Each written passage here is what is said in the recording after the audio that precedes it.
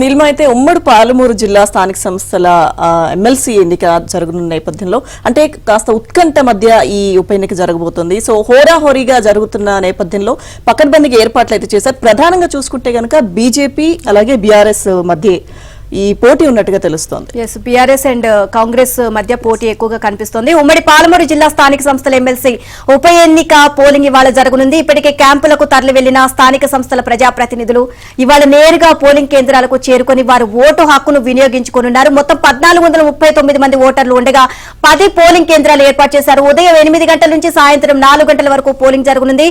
ఇక April 2న counting జరగనుంది. ఉత్కంఠ మధ్య జరుగుతున్న ఉప ఎన్నిక కావడంతో జిల్లా యంత్రాంగం పగడ్బందీగా ఏర్పాట్లు చేసింది. కల్వకుర్తి ఎమ్మెల్యేగా గెలిచిన తర్వాత కసిరెడ్డి నారాయణ రెడ్డి తన ఎమ్మెల్సీ పదవికి రాజీనామా చేయడంతో ఉప ఎన్నిక అనివార్యమైంది. ఇక ఫిబ్రవరి 26న ఉప ఎన్నికల షెడ్యూల్ వెలువడగా కాంగ్రెస్ తరపున మన్నె జీవన్ రెడ్డి, బీఆర్ఎస్ తరపున నవీన్ కుమార్ రెడ్డి బరిలో నిలిచారు. మరో స్వతంత్ర అభ్యర్థి సుదర్శన్ గౌడ్ కూడా బరిలో ఉన్నప్పటికీ బీఆర్ఎస్ కాంగ్రెస్ మధ్య హోరాహోరీ పోరీ జరగనుంది.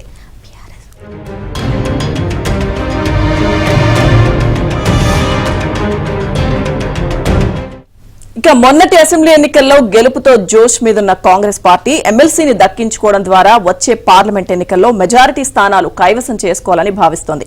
ఇక మరోవైపు బీఆర్ఎస్ సైతం తమ పార్టీకి ఉన్న బలంతో ఎమ్మెల్సీని గెలిపించుకోవాలని ఆశిస్తోంది. రెండు పార్టీలు ఇప్పటికే తమ ప్రజా ప్రతినిధులను క్యాంపులకు తరలించాయి. స్థానిక సంస్థల్లో కాంగ్రెస్ బలం తక్కువగానే ఉన్నప్పటికీ ఇటీవల పలువురు బీఆర్ఎస్ ప్రజా ప్రతినిధులు హస్తం కండువా కప్పుకున్నారు. ఈ నేపథ్యంలో భారీగా క్రాస్ ఓటింగ్ జరిగే అవకాశం ఉంటుందని అంచనా వేస్తున్నారు. ఇక మహబూబ్ నగర్ స్థానిక సంస్థల ఎమ్మెల్సీ స్థానానికి 2021లో ఎన్నిక జరగా అప్పుడు అధికారంలో ఉన్న బీఆర్ఎస్ మాత్రమే బరిలో నిలిచింది. బలం తక్కువగా ఉండడంతో ఇక ప్రతిపక్షంలో ఉన్న కాంగ్రెస్ పార్టీకి దూరంగా ఉంది. ఇదే అంశానికి సంబంధించి మరిన్ని అప్డేట్స్ మా కరెస్పాండెంట్ బసవరాజు నాయుడు తెలుసుకుందాం. బసవరాజు, దీనికి సంబంధించి అప్డేట్స్ ఏంటి? ఏ విధంగా జరుగుతున్నాయి ఎమ్మెల్సీ ఎన్నికలు?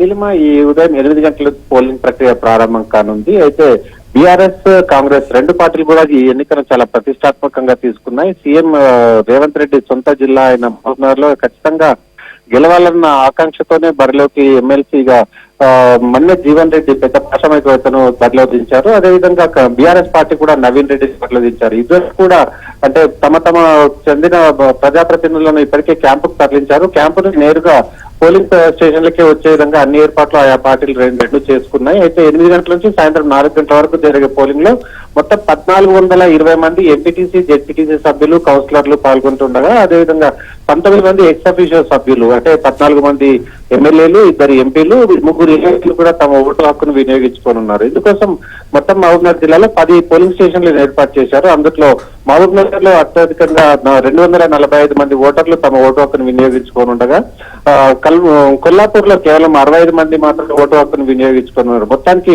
పోలీసులు కూడా భారీ బందోబస్తు ఏర్పాటు చేశారు. ఎలాంటి అవాంఛనీయ సంఘటన జరగకుండా పూర్తి స్థాయి భద్రతను అంటే ప్రతి పోలింగ్ స్టేషన్ ముందు కూడా దాదాపు 150 మందితో పోలీసులు భద్రతను ఏర్పాటు చేశారు. ఎట్లాంటి అవాంఛనీయ సంఘటన జరగకుండా సజావుగా పోలింగ్ సాగేందుకు పూర్తిగా సహకరించేందుకు పోలీసులు యత్నిస్తున్నారు. నీలిమ.